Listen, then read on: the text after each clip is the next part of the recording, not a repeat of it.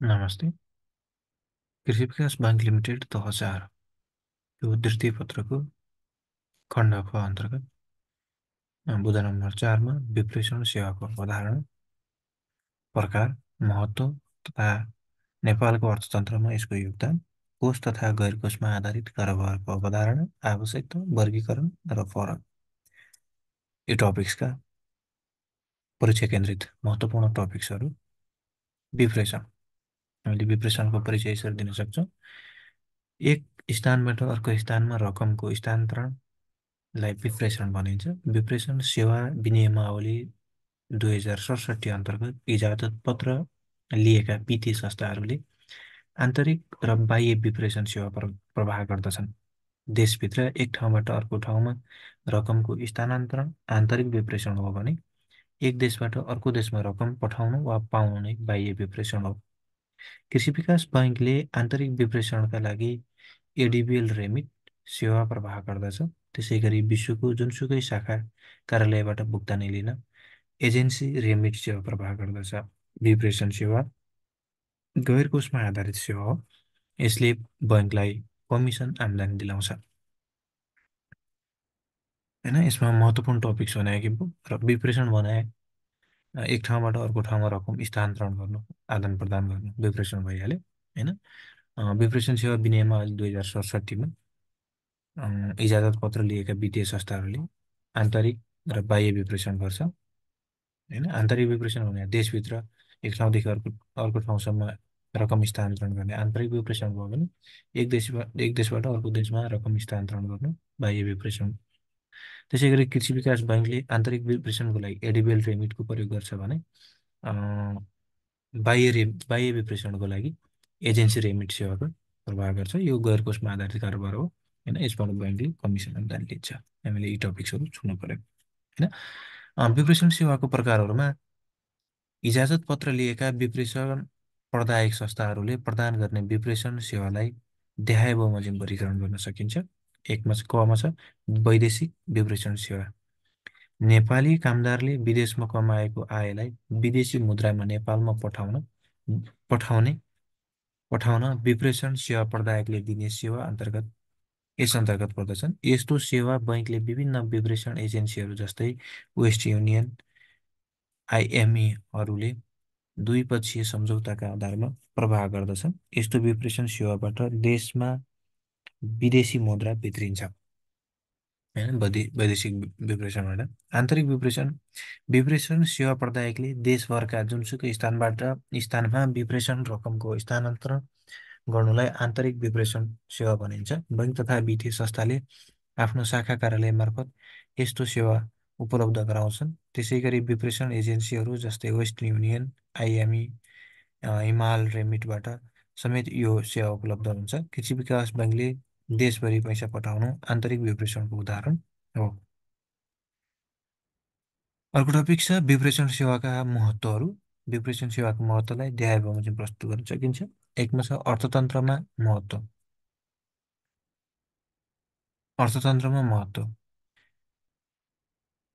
अर्थतन्त्रमा विदेशी मुद्रा सञ्चित बढ्छ, जसले गर्दा देशको क्रय शक्ति सुदृढ हुन्छ। होइन, औपचारिक अर्थतन्त्रको हिसाब बढेर जान्छ। अर्थतन्त्रको कुल आय गणना गर्न तथ्याङ्क उपलब्ध गराउँदछ। अर्थतन्त्रमा औपचारिक संयन्त्रको विश्वास बढेर जान्छ। वित्तीय साक्षरता, वित्तीय पहुँच र वित्तीय समावेशिताको सुदृढ गर्दछ।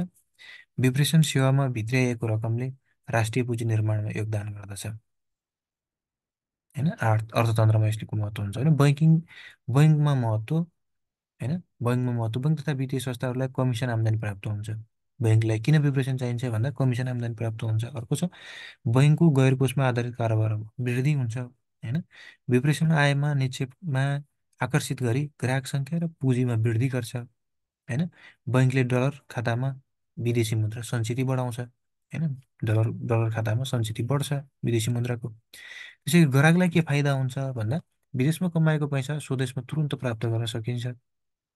बैङ्कले विप्रेषण आयलाई सरल सहज ढङ्गबाट भित्र्याउन सक्ने। होइन, न्यूनतम शुल्कमा विप्रेषण आय प्राप्त गर्न सकिने। देशको जुनसुकै स्थानमा विप्रेषण सेवा प्राप्त गर्न सकिने।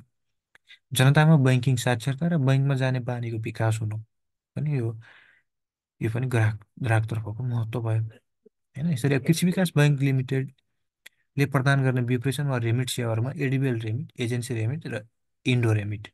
एडिबिएल रेमिट आन्तरिक विप्रेसणको लागि, एजेन्सी रेमिट अन्तर्राष्ट्रिय उसको लागि, र इन्डो रेमिट इन्डियासँगको रेमिटको लागि होइन। इन्डो रेमिटको प्रयोग गर्छ। एजेन्सी रेमिट अन्तर्राष्ट्रिय होइन, अन्तर्राष्ट्रिय बाह्य देशहरूबाट विप्रेसन प्राप्त गर्नको लागि एजेन्सी रेमिट भइहाल्यो के अरे। एडिबिएल रेमिट आन्तरिक देशभित्र होइन, आन्तरिक आन्तरिक विप्रेसन भयो भने इन्डो रेमिट इन्डियासँगको इन्डियाबाट आउने पाउने विप्रेसन भयो। नेपालको अर्थतन्त्रमा विप्रेसणको योगदान विप्रेसणको योगदान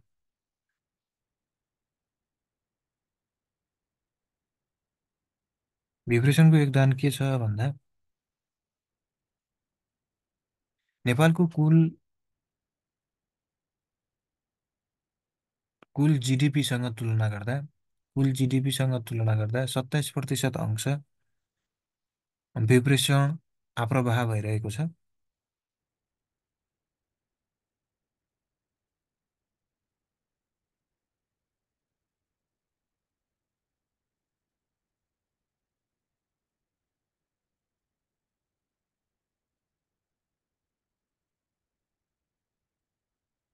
नेपालको कुल घर परिवारमा 56% भन्दा बढी घर परिवार विप्रेसणबाट प्रत्यक्ष लाभान्वित छन् होइन।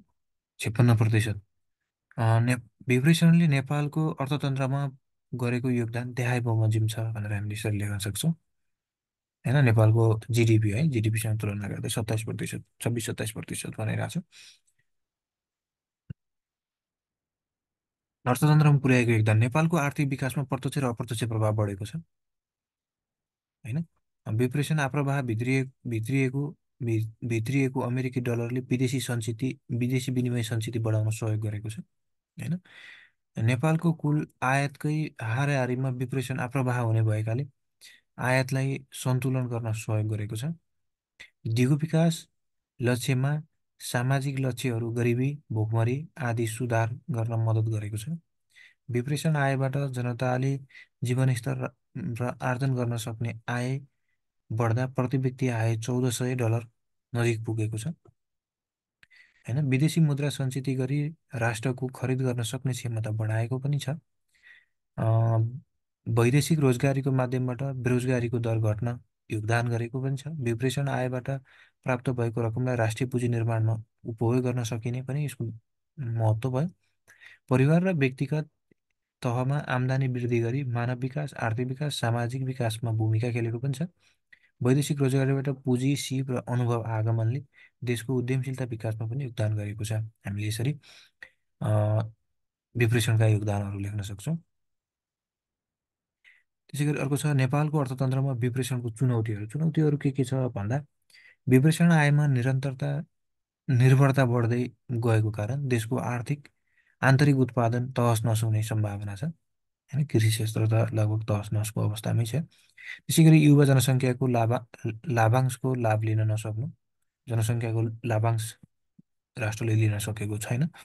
वैदेशिक रोजगारीमा संलग्न जनसङ्ख्याले सामाजिक सुरक्षा गर्न चुनौती पनि थपिएको छ होइन। वैदेशिक रोजगारीमा गएका युवाहरूको आर्थिक सङ्कटले विप्रेसन आय कम हुने सम्भावना पनि यो चुनौतीहरू भयो। त्यसै गरी कृषि विकास बैङ्क लिमिटेडले विप्रेसन सुधार गर्ने उपायहरू के छ, के अँगालेको छ भन्दा नेपालको अर्थतन्त्रमा कृषि विकास बैङ्कले विप्रेसन सेवाको सुधार गर्ने उपायहरू देहाय बमोजिम रहेका छन् भनेर हामीले यसरी लेख्न सक्छौँ।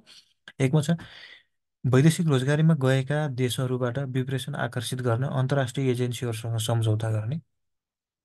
कृषि विकास बैङ्कले बढीभन्दा बढी विप्रेसन आकर्षण गर्न बजारीकरण र प्रवर्धनका औजारहरूको प्रयोग गर्ने होइन।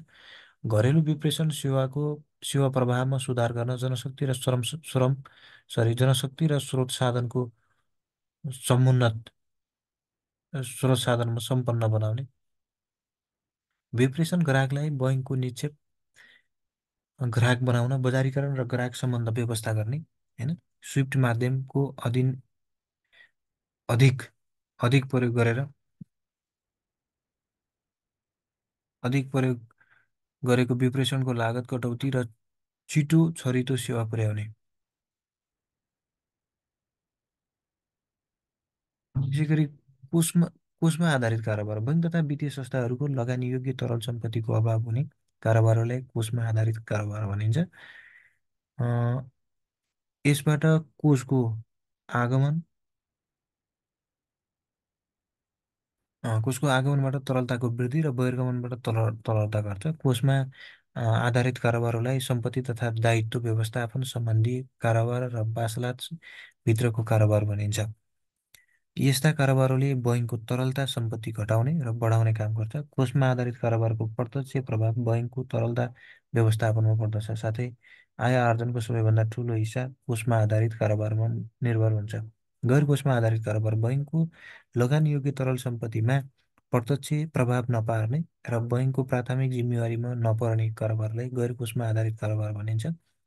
यस्तो कारोबारबाट बैंकको प्रभाव प्राथमिक कुनै म- तरल सम्पत्तिमा कुनै प्रभाव पर्दैन, तर ग्राहकले प्राथमिक दायित्व वहन नगरेमा बैंकमा दायित्व सर्दछ। यस्ता कारोबारबाट बैंकले कमिसन आम्दानी प्राप्त गर्छ, जस्तै प्रतिपत्र, लकर, बिल कलेक्सन, बैंक जमानत आदि गैर कोषमा आधारित कारोबार हुन्। अब यसैलाई हामीले के बुझ्न सक्यौँ भने कोषमा आधारित भनेको बैंकले प्रत्यक्ष रूपमा गर्ने सबै कारोबारहरू, होइन, तरलतामा तरलतामा वृद्धि हुने, बहिर्गमन हुने, तरल सम्पत्तिमा प्रभाव पार्ने किसिमका कारोबारहरू कोषमा आधारित कारोबार भए भने गैर कोषमा आधारित भनेको होइन प्रतिपत्र, लकर, बिल कलेक्सन, बैंक जमानत यिनीहरू गैर कोषमा आधारित कारोबार भए जसको वासलातमा कुनै असर पार्दैन भने होइन यसबाट कमिसन आम्दानी प्राप्त गर्छ बैङ्कले।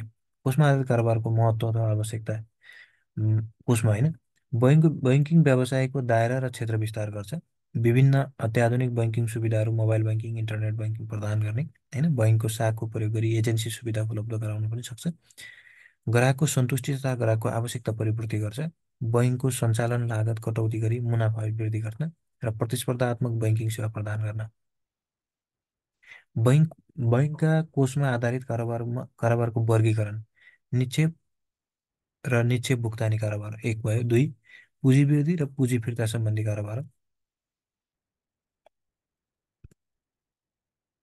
कारोबार, बोल्ड डिबेन्चर जारी तथा चुक्ता सम्बन्धी कारोबार, कर्जा लगानी तथा कर्जा चुक्ता सम्बन्धी कारोबार पाँच। चार भयो भने पाँचमा सञ्चालन आय र खर्च सम्बन्धी कारोबार। त्यसै गरी गैर कोषमा आधारित कारोबारको वर्गीकरणमा प्रतिपत्र सम्बन्धी कारोबार गर्ने भयो।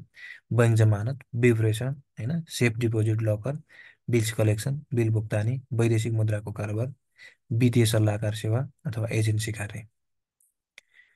कोषमा आधारित र गैर कोषमा आधारित कारोबारको फरक छुट्याउँदा कोषमा आधारित भनेको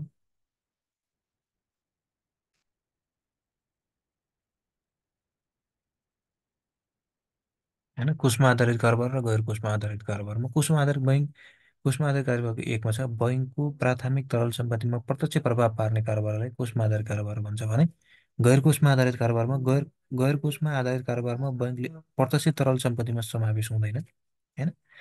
कोषमा आधारितमा दुईमा यसको कारोबार प्राथमिक दायित्व बैङ्कसँग हुन्छ भने गैर कोषमा यस्ता कारोबारको द्वितीय दायित्व बैङ्कसँग हुन्छ, प्रथम दायित्व स्वयं ग्राहकसँगै हुन्छ। होइन, 3 नम्बरमा छ कोषमा आधारित कारोबारबाट ब्याज आम्दानी प्राप्त हुन्छ भने गैर कोषमा आधारित कारोबारबाट के हुन्छ, कमिसन आम्दानी प्राप्त हुन्छ। कोषमा आधारित कारोबार परम्परागत कारोबार अन्तर्गत पर्दछ भने गैर कोषमा आधारित कारोबार आधुनिक बैङ्किङ सुविधा, एजेन्सी सुविधा अन्तर्गत पर्दछ। कोषमा आधारित कारोबार वासलात भित्रको कारोबार हो भने गैर कोषमा आधारित कारोबार वासलात बाहिरको कारोबार हो। होइन, यसरी हामीले विप्रेषणको विप्रेषण सेवाको अवधारणा, प्रकार, महत्त्व, नेपालको अर्थतन्त्रमा यसको योगदान, कोष तथा गैर कोषमा आधारित कारोबारहरू सम्बन्धी अति नै महत्त्वपूर्ण टपिक्सहरू छन्। यी परीक्षाको लागि अति नै उपयोगी छन्। हस् त, धन्यवाद।